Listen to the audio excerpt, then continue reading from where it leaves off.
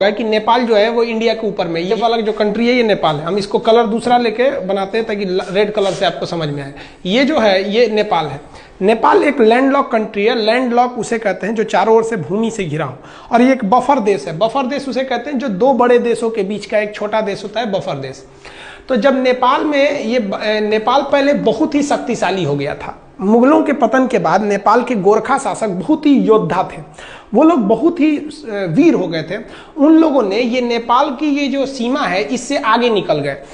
ये क्या किए, नेपाल में इसके अलावे ये लोग सिक्किम को भी ये लोग कब्जा कर लिए। ये वाला एरिया सिक्किम है, सिक्किम को कब्जा कर लिए। सिक्किम के साथ साथ नीचे का ये तराई एरिया है, ये जो तराई एरिया है ये अवध का था। तो नेपाल के शासकों ने अवध का एरिया भी कब्जा कर लिया।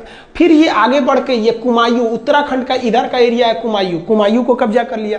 इधर गढ़वाल को कब्जा कर लिया। कुमायूं और गढ़वाल को मिला देते हैं तो उत्तराखंड हो जाता है। इन दोनों को कब्जा कर लिया। और यहाँ थी सतलज नदी और ये थी तीस्ता नदी। तो नेपाल की जो सीमा बन गई वो सतलज नदी से लेकर कहां तक हो गई, ये तीस्ता नदी तक हो गई। ये यहाँ टी लिख देते हैं, तीस्ता, एस फॉर सतलज। सतलज से तीस्ता नदी के बीच में इनकी क्या हो गई, सीमा बन गई। इतना लंबा इनका क्षेत्र हो गया। इन बढ़ते साम्राज्य को देखते हुए ब्रिटिशर्स, उस समय तो हम लोग स्वतंत्र थे नहीं, इंग्लैंड का कब्जा था हमारे ऊपर, तो जो ब्रिटिशर्स थे सब इंग्लैंड वाले, उन्होंने इसके साथ युद्ध कर दिया। उस युद्ध को कहते हैं एंग्लो नेपाल वार, आंग्ल नेपाल युद्ध। यह युद्ध चला 1814 से लेकर 1816 के बीच में। इस युद्ध में गोरखा बहुत वीरता से लड़े, लेकिन अंग्रेजों का हथियार अच्छा था, उनकी स्ट्रेटजी अच्छी थी। अंततः अंग्रेजों की जीत हो गई और 1816 में एक संधि साइन हुआ। उस संधि यानी समझौते का नाम था सुगौली की संधि। अब आपसे क्वेश्चन ये पूछ सकता है कि सुगौली की संधि कब साइन हुई थी। तो देखिए, सुगौली की संधि साइन हुई थी 1815 में, याद रखिएगा। और वो इम्प्लीमेंट यानी कब उसको अमल में लाया गया, कब से वो लागू हो गया, तो वो 1816 से। तो आप 1816 ही याद रखिएगा क्योंकि उसी दिन से वो लागू हुआ था। एक क्वेश्चन और पूछता है कि सुगौली कहाँ पे है, तो सुगौली बिहार के चंपारण में है। यहीं पे समझौता हुआ था गोरखा और अंग्रेजों के बीच में। इस समझौते के तहत कुछ बातें कही गई थी, उसको समझिए। इस समझौते के तहत कहा गया कि गोरखा लोगों ने जो गढ़वाल जीता है वो अंग्रेजों को वापस करे, कुमायूं वापस करे, तराई का क्षेत्र वापस करे, सिक्किम वापस कर दे।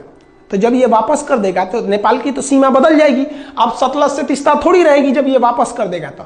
तब नेपाल की एक नई सीमा का निर्धारण किया गया जिस पर लेकर अभी विवाद चल रहा है। तो उस सीमा का नाम क्या है, तो समझते हैं हम लोग।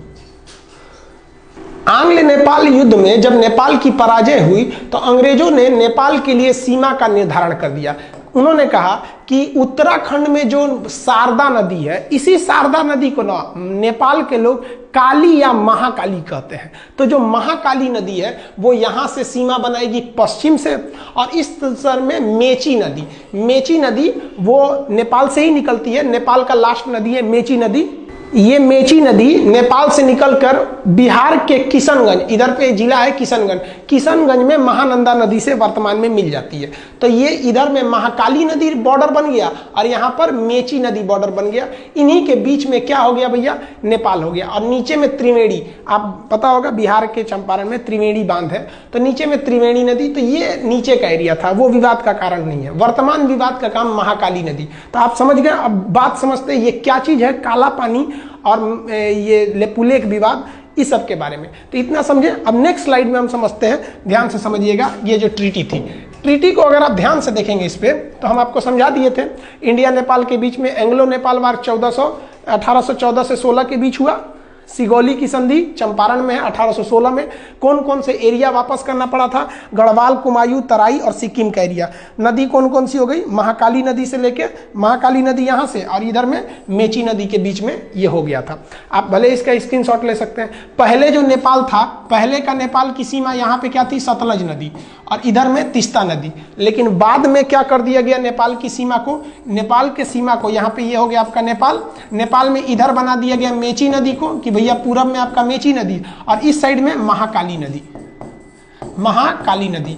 तो ये सुगौली की संधि के बाद का है। नेपाल कहता है कि भैया हम इसी को मानेंगे। तो विवाद कहां से है, इसको मानेंगे।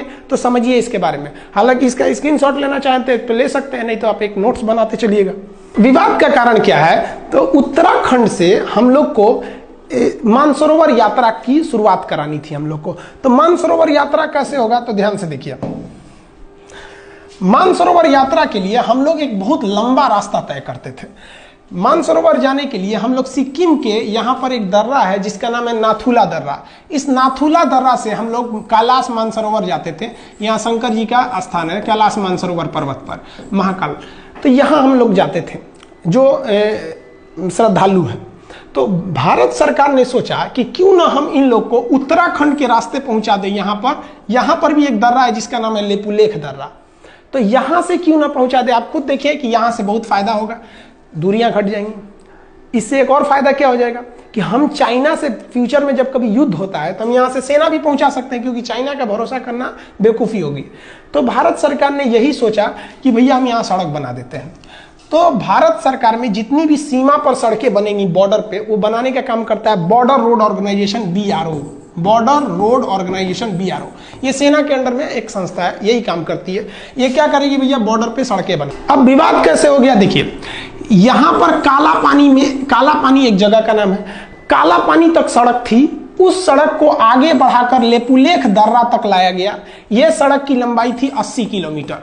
अब नेपाल कह दिया कि भैया आप ये जो सड़क बनाए हैं 80 किलोमीटर, ये हमारे एरिया में है, क्योंकि काला पानी और लेपुलेख दर्रा, लेपुलेख ये तीनों देशों के सीमा पर है। इधर में नेपाल, इधर में इंडिया, इधर नेपाल, इधर चाइना। तो ये जो आप सड़क बनाए ना, ये सड़क गलत है, ये हमारे एरिया में आप मत बनाइए। नेपाल कह रहा है कि हम सुगौली की संधि को मानते हैं, भारत कह रहा है कि हम भी उसी को मानते हैं। फिर विवाद कैसे हुआ, समझिए ध्यान से। देखिए आप इसको समझ लीजिए कि नेपाल है, यहां मान के चलिए नेपाल है, ये नेपाल हो गया, और यहां पर उत्तराखंड है, इधर का एरिया ये उत्तराखंड में। जो महाकाली नदी है उसकी 3 ठो शाखाएं हैं।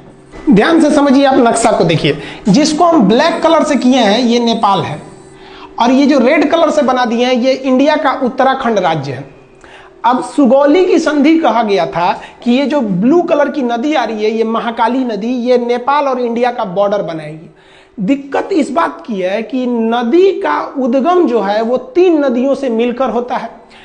एक इधर वाले का नाम है लिम्पियाधुरा, इधर जो है लिम्पियाधुरा, तो सबसे इधर वाला एरिया है लिम्पियाधुरा, इधर में हो गया काला पानी, और सबसे लास्ट में है लेपुलेख, सबसे लास्ट में लेपुलेख।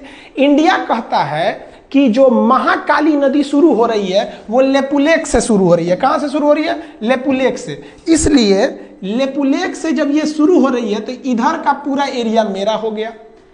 नेपाल क्या कह रहा है ससुरा कि जो महाकाली नदी शुरू होती है वो लेपुलेख से नहीं शुरू होती है। नेपाल कहता है कि यह लिम्पियाधुरा से शुरू होती है। लिम्पियाधुरा से जब शुरू होती है तो ये बॉर्डर होना चाहिए। यानी सारा का सारा झमेला ये इसी एरिया के लिए, ये हल्का सा जो एरिया इसको हम दूसरे किसी कलर से कर देते हैं, ये एरिया से विवाद है। सारा विवाद इसी एरिया को लेकर हो रहा है। अब आपको बता दें कि ये जो एरिया है, इस एरिया पर पहले से कब्जा इंडिया का है। ये जो ट्राई जंक्शन है तीनों का एरिया, इस पर अधिकार पहले से इंडिया का है। तो नेपाल कह रहा है कि भैया मेरा है, आप खाली करिए। नेपाल को ये गर्मी कहाँ से है भैया, इतना जुनून जो कभी हमसे आंख मिला नहीं सकता था, आज इतना बढ़ के बोलने लगा। समझिए इसके बारे में। तो ये समझ गए, बॉर्डर रोड ऑर्गेनाइजेशन ने एक न्यू सड़क बनाई थी, कहां से, काला पानी से लेपुलेख तक 80 किलोमीटर। किस लिए, मानसरोवर यात्रा पर जाने के लिए। अब नेपाल ने एक नया नक्शा लगा दिया। नेपाल ने अपने नए नक्शा में लिम्पियाधुरा को, काला पानी और लेपुलेख, यानी ये पूरे एरिया को अपने नक्शा में दिखा दिया कि भैया ये पूरा एरिया नेपाल का है। इसने अपने नक्शा में दिखा दिया। इंडिया ने कहा भैया हम ये नक्शा को नहीं मानते, ये नक्शा गलत है। वो कहता कि नहीं आप मानिए, क्यों नहीं, ये सुगौली की संधि 1816 की बात है। तो आप समझ रहे हैं ना, वो उद्गम से एक झमेला है कि कहां से माना जाता है यहाँ पर। अब थोड़ा समझिए नेपाल ऐसा क्यों कर रहा है। नेपाल में अभी जो सरकार है वो सरकार है नेपाल कम्युनिस्ट पार्टी की। जैसे अपने यहाँ भारत में बीजेपी की सरकार है, उसी तरह फिलहाल नेपाल में नेपाली कम्युनिस्ट पार्टी है। ये चाइना की कम्युनिस्ट पार्टी से बहुत मैच करती है, दोनों की विचारधारा मैच करते हैं, इसलिए ये चाइना की ओर बहुत बह रहे हैं। और उसके प्राइम मिनिस्टर हैं KP शर्मा ओली। ये तो समझिए कि एकदम बैठे हैं चाइना की गोद में जाने के लिए तैयारी में। इनको समझ नहीं आ रहा है कि चाइना इनको बर्बाद करेगा। चाइना किसी को भी अपने डेफ्ट ट्रैप में बिछा लेता है, यानी कर्जा देकर उनको फंसा लेता है। इतना ना कर्जा दे देता है औकात से ज्यादा कि ये कर्जा चुका नहीं पाते हैं। उसके बाद कहता है कि मेरा कर्जा लाइए, तो ये कुछ कर नहीं पाते, कहते नहीं है। तो चाइना कहता है तब मेरी बात मानिए। यही चाइना करना चाहता है किनके साथ? नेपाल के साथ। इनको शर्म नहीं आ रही, समझ में भी नहीं आ रहा है और शर्म भी नहीं आ रही है। कैसे?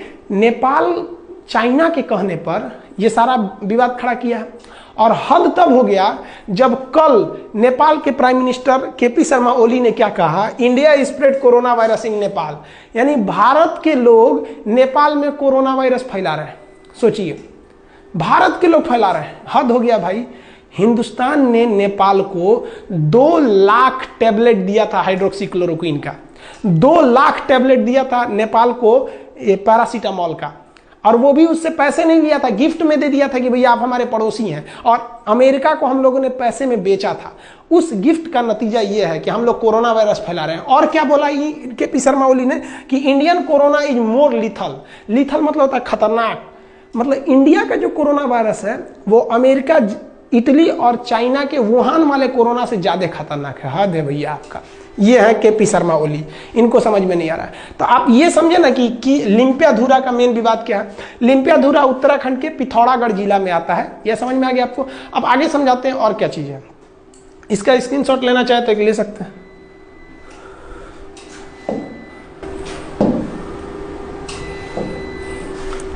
देखिए, जो सड़क बनाया गया है वो सड़क बनाना जरूरी भी था।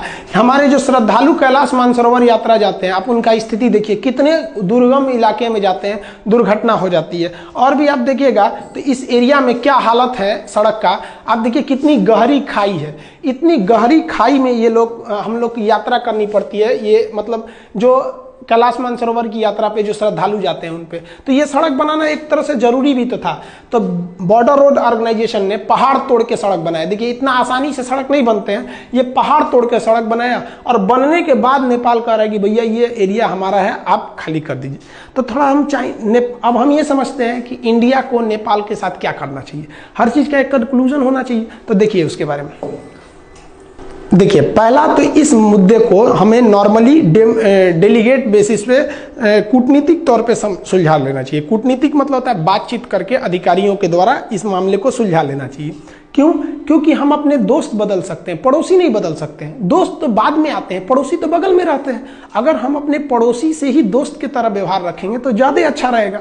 तो इंडिया इसीलिए नेपाल को समझाता है, लेकिन ये समझ नहीं रहे हैं। तो चलिए एक तो हम दिखाते हैं। नेपाल के साथ इंडिया ने ट्रेलर दिखाया था 2015 में।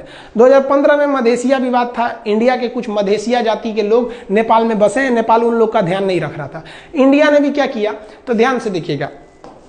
नेपाल का जो बॉर्डर शेयर होता है इंडिया के साथ, ये मैदानी क्षेत्र है, यहाँ ट्रक वगैरह जा सकते हैं, इस रास्ते से ट्रक वगैरह जा सकते हैं।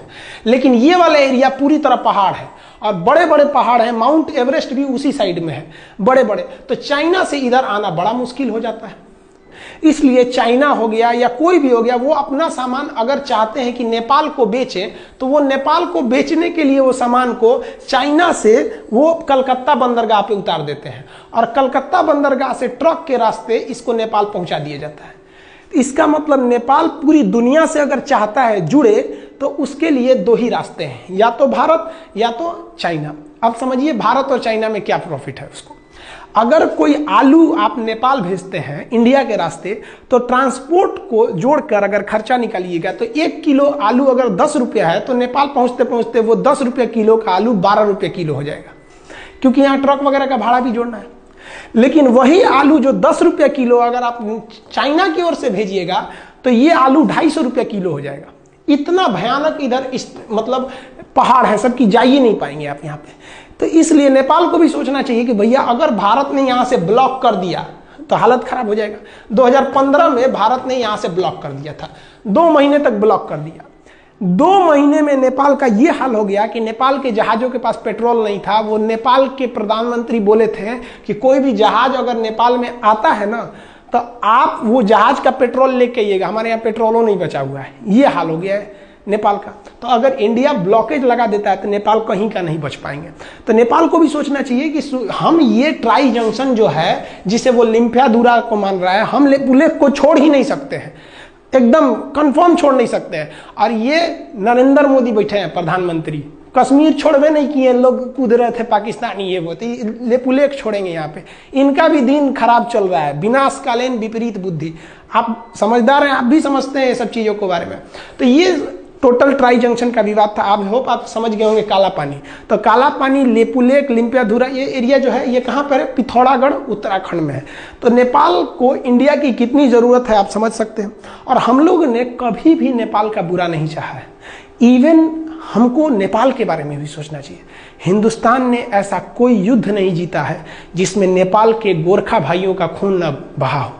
हमारे जनरल थे मानिक साहब, बहुत ही बहादुर फील्ड मार्शल, जनरल से भी ऊपर का पद होता है फील्ड मार्शल। इतना ऊपर पद होता है सेना में कि आज तक 2 ही लोग को मिला ही, KM करियप्पा और मानिक शाह। मानिक शाह ने बोला था कि अगर तुमसे कोई कहता है कि मुझे मरने से डर नहीं लगता है तो समझ जाना वो झूठ बोल रहा है, या तो वो गोरखा सिपाही है। तो भारत में गोरखा सैनिक भी है। तो हमें ये भी देख के चलना है कि नेपाल से अच्छा संबंध बना के रखें ताकि वहां से हमारे देश में गोरखा सैनिक आ सके। बहुत ही योद्धा होते हैं और पहाड़ों पर लड़ने के लिए माहिर होते हैं। और कश्मीर में पहाड़ी एरिया में वो बहुत कुशलता से अंजाम दे सकते हैं। कारगिल की लड़ाई में भी वो लोग भाग लिए थे। हम भी भगवान से दुआ करते हैं कि भाई जल्दी जल्दी, एक तो कोरोना का संकट है, उस पर से एक नया संकट लेके चले आए, तो इसको भी जल्दी से सुलझा लेंगे नेपाल और भारत के इस रिश्ते को। आई होप आप इसको समझ गए होंगे। नेक्स्ट हम आपको समझा देंगे कि टूर ऑन ड्यूटी क्या चीज़ है, सेना में 3 साल कैसे जाना है, फिर नेपाल से क्या, नेपाल के साथ चाइना के साथ अभी जो नया विवाद हो गया है वो क्या चीज़ है, इस सब के बारे में हम समझा देंगे। वीडियो 5-6 दिन से नहीं डाल पाए एक्चुअली, बहुत लॉकडाउन के पीरियड में सबको बहुत सारे काम हैं। बहुत से ऐसे गांव हैं जहां पे गवर्नमेंट नहीं पहुंच पा रही है, उन लोग को भी खाना पानी देना रहता है। तो आपको भी अगर कहीं ऐसा लगता है कि कोई ज़रूरतमंद है तो आप भी वहां जाइए, हर काम छोड़ के वहां जाइए, क्योंकि बार बार अपने देश को सेवा करने का मौका आपको नहीं मिलेगा। यही वक्त है कि आप अपने कामों के बीच में से कुछ समय निकाल के उनको भी समय दीजिए। तो जब अब कभी कभी वीडियो रुक जाता है तो आप बात समझिए बाबू, उस काम को भी हम छोड़ नहीं सकते। तो थोड़ा हम उधर बिजी थे इसलिए हम वीडियो नहीं बना पाए, अब आ गए हैं, अब वीडियो कंटिन्यू रहेगा। आई होप आप ये समझ गए होंगे। नेक्स्ट वीडियो में हम फिर चर्चा करेंगे, अब सब्जेक्ट भी स्टार्ट कर देंगे, बायोलॉजी जो छोड़े थे या फिर पॉलिटी वगैरह।